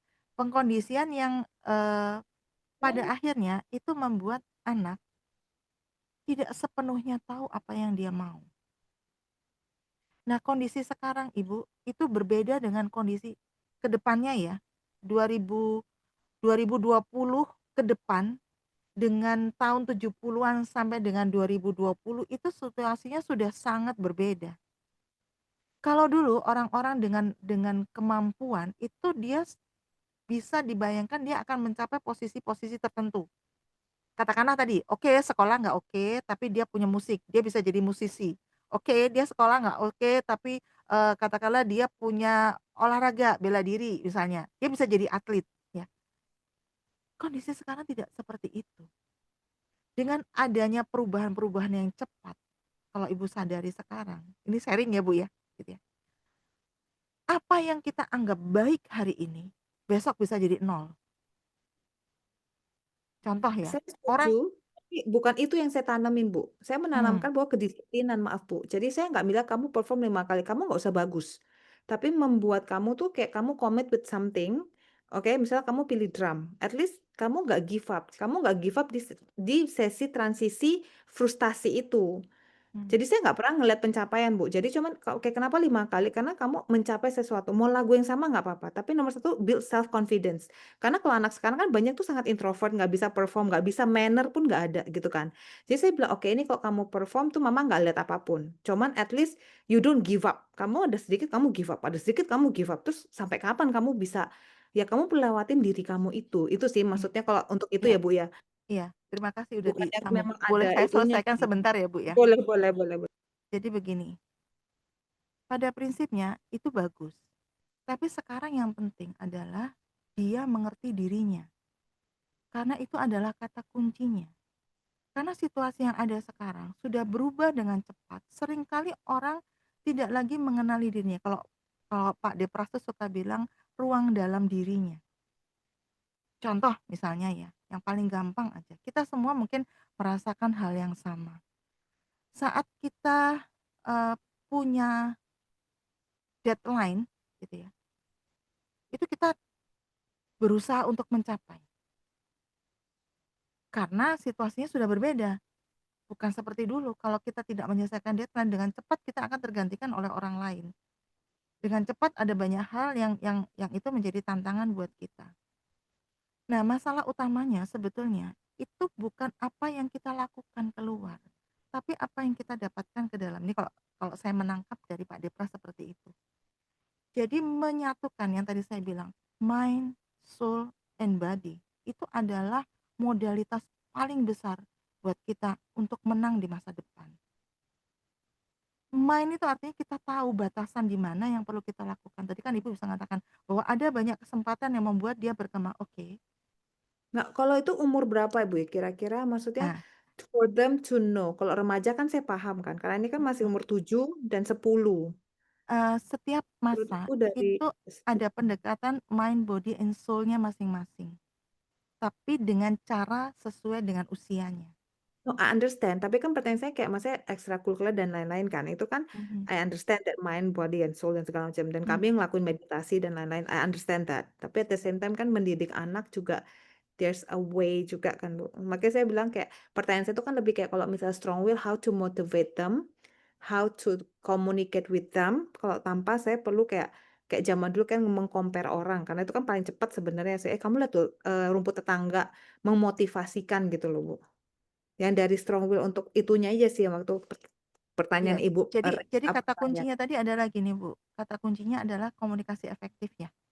Mm-mm. Efektif itu artinya ketika apa yang Ibu sampaikan itu diterima oleh anak, dipahami, dan direspon sesuai dengan apa yang materi yang Ibu sampaikan. Dia boleh tidak setuju, boleh setuju gitu. Tapi dia memberikan responnya sesuai dengan itu. Nah, dalam hal ini kita sebagai orang tua melakukan komunikasi efektif itu bukan hanya saat ini. Kalau di NS-NLP, punten Bapak Ibu mungkin ini sedikit agak lebih dalam pembahasannya, kita bicara tentang matriks. Matriks perubahan time, worth, self, power, others, gitu ya. Itu perlu dilibatkan. Sehingga pada saat kita berbicara pada anak, itu dapat poinnya. Jadi kita tidak membuat anak itu kalimatnya gini, ibu bagus berusaha untuk mensupport anak sedemikian rupa. Tapi kembali lagi, apakah itu yang dirasakan oleh anak sebagai komunikasi efektif? Karena kalau itu tidak dirasakan oleh anak sebagai komunikasi efektif, bagaimanapun caranya ibu melakukan, itu tidak akan sampai ke anak. Berarti kalau pertanyaan saya, oke, dan kita to the point dengan pertanyaan saya yang waktu di grup chat, dan bagaimana berkomunikasi kepada tipe anak yang strong will jadi bagaimana mengconvince anak-anak yang strong will tanpa perlu membandingkan dia dengan orang lain. Berarti saya minta strategisnya, diminta tolong di strategisnya gitu loh, Bu. Tidak perlu membandingkan dengan orang lain. Makanya saya Kalau tanya Ibu, bagaimana caranya? ya, Other caranya adalah strategis. satu, ketika berkomunikasi dengan anak, pastikan saat melakukannya, kita melakukan dengan cinta. Itu pasti udah ibu lakukan ya, karena ibu ingin yang terbaik untuk anak. Yang kedua, yang kita lakukan adalah mendengar ucapan anak dengan no nothing, no judgment. Oke. Kemudian yang ketiga, kita respect pada apa yang disampaikan oleh anak. Kita percaya bahwa apa yang disampaikan oleh dirinya itu adalah sesuatu yang keluar dari dirinya, dari dalam dirinya, merupakan respon yang timbul karena dia mendengar informasi yang didapat, didengar, dilihat dari ibu. Oke. Sampai situ, kemudian kita bisa lanjutkan dengan kita masuk ke tahapan berikutnya. Kita mengajak pada anak untuk mengerti tujuan dari percakapan ini apa. Sekali lagi, perlu respect, trust, love. Karena kalau kita melanggar itu, maka itu akan menimbulkan satu bagian dalam dirinya yang berpikiran bahwa aku tidak dipercaya, aku dipaksakan, aku tidak nyaman.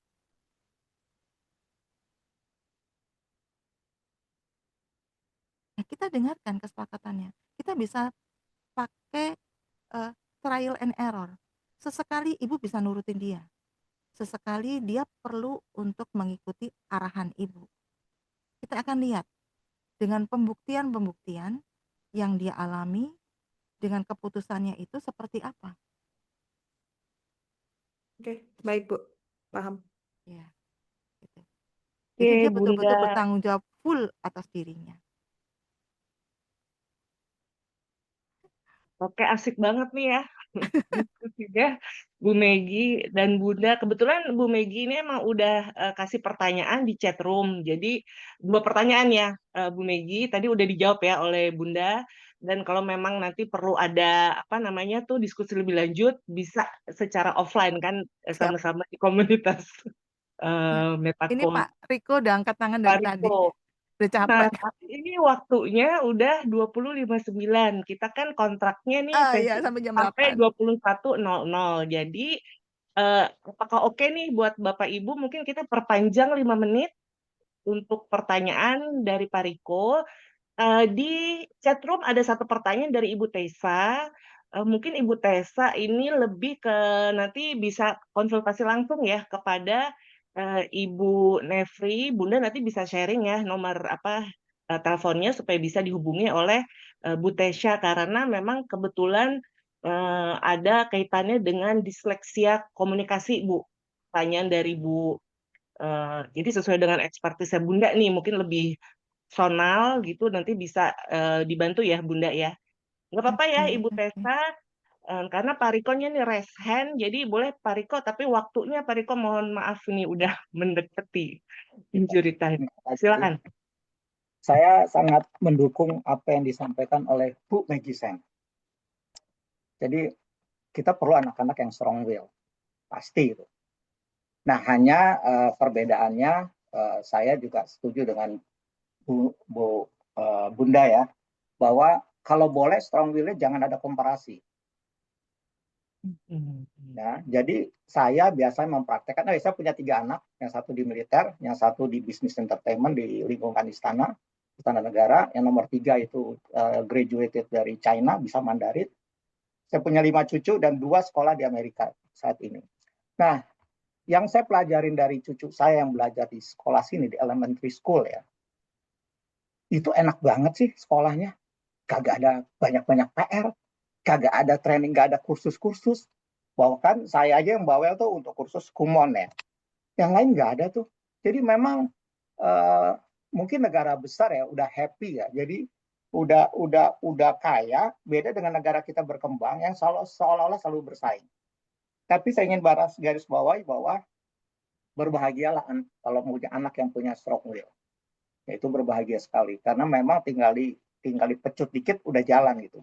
Hanya memang harus karena kita neurosemantik perlu diberikan makna. Biasanya saya tanya kalau ke cucu-cucu saya, oh kamu suka ini kalau gitu, terus apa sih yang kamu ingin dapatkan dari situ? Jadi saya nggak pernah membandingkan. Jadi saya nggak pernah Membandingkan dengan diri sendiri kali Pak, apa yang dicapai kemarin dan hari ini, peningkatannya apa? nggak terlalu rumit buat anak. Itu kan pikiran kita orang tua. Kalau simpel anak cucu saya kan umur 5 tahun, 6 tahun, 7 tahun, 8 tahun. Ya, apa yang ingin kamu dapat di situ? Apa perasaan kamu segala macam? Kamu happy? Udah, nggak capek enggak? Ya udah jalanin aja. Karena paling susah kalau anak nggak punya strong will. Waduh, itu lebih celaka tuh menurut saya ya, pengalaman. Jadi ya, itu aja sih tanggapan saya Bunda. Jadi benar jangan dibandingkan, tapi strong will itu memang sangat dibutuhkan oleh para orang tua. Udah Oke. itu aja pertanyaannya. Pertanyaan Ya. apa ya?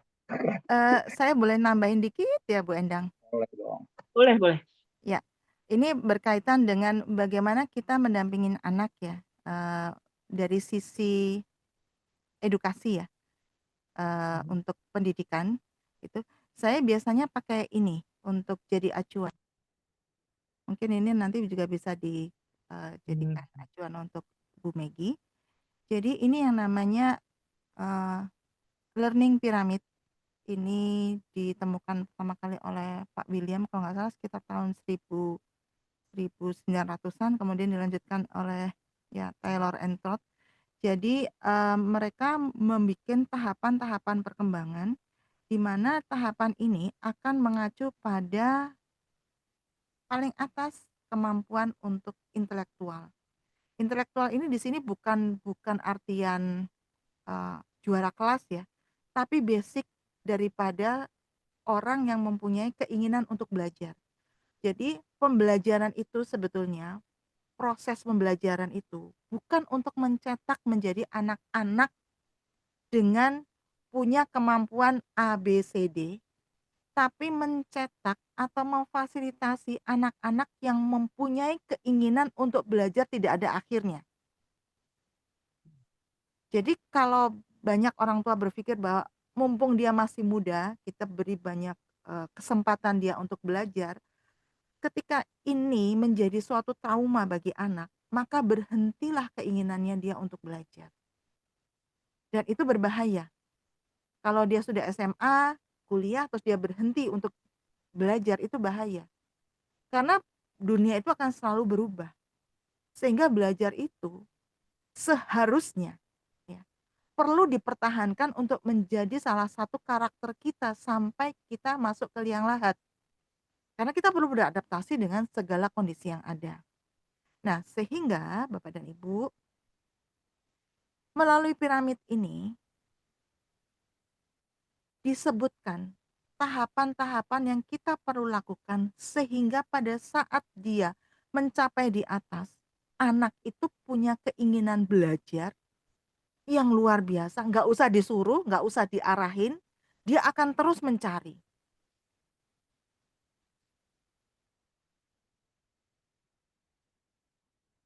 Tidak usah diiming-iming, tidak usah dibanding-bandingkan, tapi dia terus akan mencari.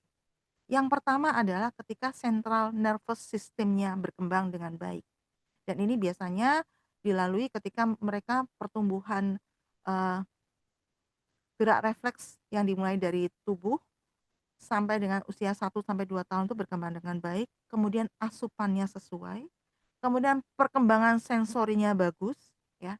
Rata-rata anak sekarang punya masalah dengan sensori. Contoh misalnya, kalau anak dulu, ya, itu mereka biasa untuk melakukan eksplorasi dengan bebas. Mereka bisa jalan di tanah, mereka bisa jalan di rumput dan lain segalanya karena alam pada saat itu memang memungkinkan untuk itu. Kalau sekarang, ya, anak jalan di tanah, di rumput dan lain sebagainya agak challenging karena rumah semua sudah bertekel rata-rata seperti itu, gitu. Kemudian kalau untuk jalan di rumput hanya pada saat-saat tertentu misalnya hari Minggu gitu ya, saat, olahraga bareng dengan keluarga dan lain sebagainya. Sehingga seperti itu. Kemudian sensori banyak terpapar dengan gadget, ya. Kemudian perkembangan sensori motor, bagaimana dia bergerak. Nah, anak sekarang juga ruang geraknya terbatas, ya. Kemudian perseptual motor, bagaimana dia mempersepsikan gerakannya itu sebagai bagian dari pemikiran-pemikirannya, gitu. Jadi kalau saya mempelajari tentang kupu-kupu, kupu-kupu saya tangkap di luar, saya bawa ke rumah, oh ternyata warnanya beda-beda, kemudian saya gambar dan lain sebagainya. Oh ternyata kemudian dia tertarik untuk mempelajari kupu-kupu, dia buka buku tentang kupu-kupu, ya. Dan kemudian akan naik ke kognitif intelektual dan ini biasanya mulai sekitar usia 2 tahunan. Jadi central nervous system ini adalah perkembangan yang perlu dipersiapkan oleh orang tua yang ingin anak-anaknya mempunyai, versi terbaik yang dia tahu dari dirinya. Nah, ini sebenarnya yang sekarang agak kesulitan. Sehingga yang terjadi Bapak dan Ibu, banyak anak-anak yang luar biasa saya temui, mereka yang menguasai banyak bahasa, menguasai banyak, bidang ilmu, eee, nilainya juga bagus atau paling tidak salah satu dari itu mereka, punya kemampuan, tapi kemampuan untuk kontrol tubuhnya terbatas. Contoh, gerakan bersilangan agak sulit, eee, seperti misalnya untuk main basket, untuk berenang dengan, eee, gaya dada, seperti itu. Nah, ini pengaruhnya nanti naik ke piramida dari persiapan untuk menjadikan anak-anak ini, anak-anak yang mempunyai mentalitas membelajar itu tidak lengkap. Jadi nanti ada balok-balok dari piramida ini yang mungkin tidak ada atau mungkin lemah, gitu. Nah, ini yang, pada akhirnya membuat ya, membuat akhirnya anak-anak ini tidak berkembang optimal. Nah, akhirnya karena berkembangnya ya, apa, pengetahuan tentang pengasuhan, terus sekarang yang terjadi adalah ada outbound untuk menebus itu, ya. Padahal sebenarnya kalau itu dilakukan pada awal-awal tahun, ini kita nggak perlu nyuruh-nyuruh mereka. Ini kita nggak perlu untuk bujuk-bujuk mereka. Mereka sudah tahu apa yang dia mau dan dia akan jadi betul-betul ingin mencapai itu dan bertanggung jawab, tidak perlu iming-iming apapun. Ya, jadi ini sebenarnya melengkapi ya, gitu. Kalau kita tadi bicara neurosemantik adalah bagaimana kita mengembangkan cara berpikir kita, maka dari piramida pembelajaran itu kita tahu secara keseluruhan bagaimana kita support anak-anak ini untuk bertumbuh dan berkembang. Nah, saya izin sedikit, Bu Mimi, saya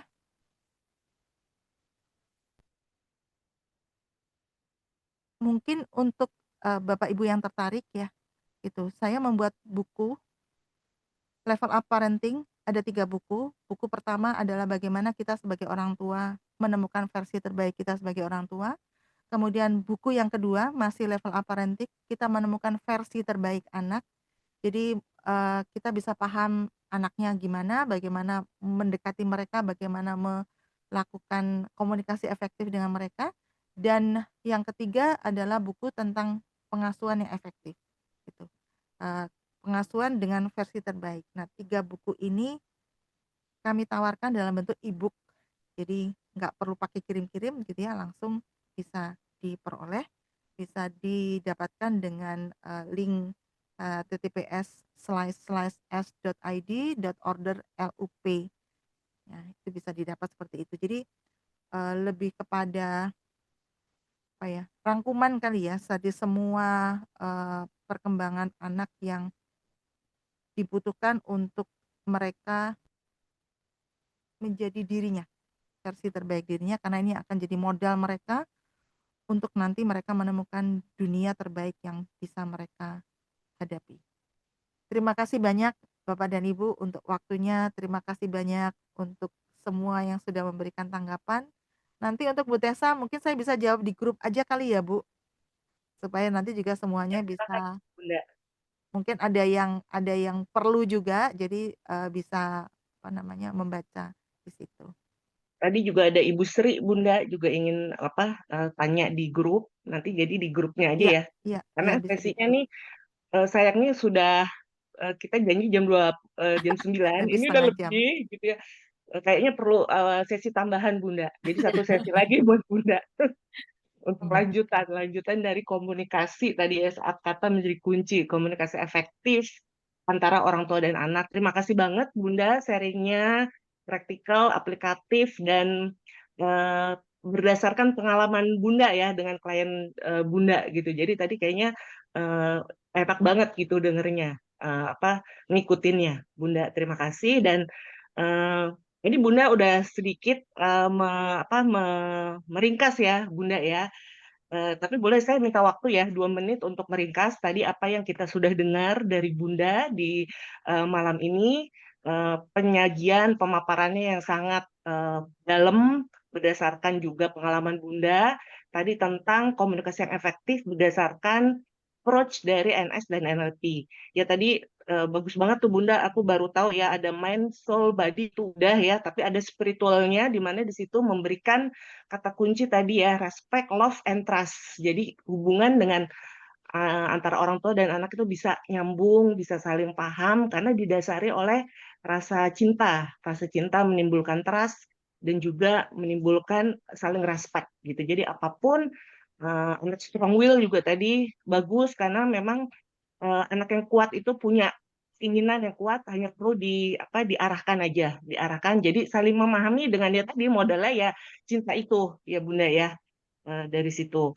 Tadi Bunda juga menyampaikan ada 7 prinsip tadi yang tentang goal dan tujuan pengasuhan, respect, percaya, lalu memahami kebutuhan, juga sesuai tujuan, mampu kongruen ya Bunda. Jadi orang tua tuh perlu mengerti diri sendiri supaya bisa mampu memahami dan mengerti anak-anaknya. Dan juga ada prinsip realistis dan punya sumber daya yang dibutuhkan. Salah satu sumber dayanya ya ikut rajin sesi-sesi yang diadakan ya, termasuk seperti yang Bapak Ibu semua ikuti di sini. Dan tadi juga ada resource juga, tadi buku ya dari Bunda yang sudah komplit tadi ya Bunda ya, dari awal sampai akhir tadi ya prosesnya. Nanti teman-teman Bapak Ibu yang tertarik bisa menghubungi Bunda ya, itu e-book ya, jadi gampang bisa diakses di mana aja ya Bunda ya. Oke, sebelum ditutup Bunda, ada kata penutup dari semua rangkaian yang udah Bunda sampaikan, apa inti yang ingin Bunda sampaikan kepada Bapak Ibu yang hadir hari ini? Iya, yang saya dapatkan dalam perjalanan saya adalah anak-anak itu bukan anak-anak sempurna Mhm. dan mereka juga tidak membutuhkan orang tua yang sempurna. Oke. Tapi orang tua dan anak akan bersama-sama berjalan untuk saling melengkapi. Ya, kesempurnaan yang didapat adalah kesempurnaan versinya masing-masing ya, versi terbaiknya. Dan itu yang anak-anak butuhkan. Oke. Siap, insightful banget Bunda. Terima kasih banget sudah sharing di malam ini. Dan semoga Bapak Ibu semua yang hadir mendapatkan manfaat ya yang sebesar-besarnya dan bisa tadi diaplikasikan, dipraktekkan ke anak-anak kita di kehidupan sehari-hari. Baik, Terima Kak kasih Mimi, banyak. saya kembalikan sesinya malam ini kepada waktunya ya ke Kak Mimi untuk ditutup atau mungkin foto Ya. bersama Kak Mimi. Terima kasih Bunda untuk sharingnya, seru banget dan pastinya masih banyak yang penasaran. Silakan Bapak Ibu nanti bisa berdiskusi lanjutan ya. Untuk yang tadi udah nanya Ibu Tessa, nanti di grup Bunda boleh jawab ya, biar kita sama-sama belajar juga di situ. Bapak Ibu, untuk yang di grup nanti kita juga akan informasikan bahwa grup yang untuk McCafe Juni adalah grup sementara. Jadi silakan nanti Bapak Ibu untuk join ke grup besar kita NSNLP dan Meta Coaching, sehingga di situ Bapak Ibu juga bisa mendapatkan informasi-informasi dari kami dan juga bisa untuk saling berdiskusi gitu ya. So nanti kita akan informasikan mengenai linknya untuk masuk ke grup yang besar ya. Dan nanti di grup yang sementara ini boleh yang tadi Bunda dijawab dulu, udah penasaran gitu kan. Jadi setelah itu baru kita pindah ke grup besar. Oke, sebelum kita selesai, wah ini lumayan waktunya lebih panjang. Terima kasih masih stay. Mari buka kamera, kita foto sebentar ya.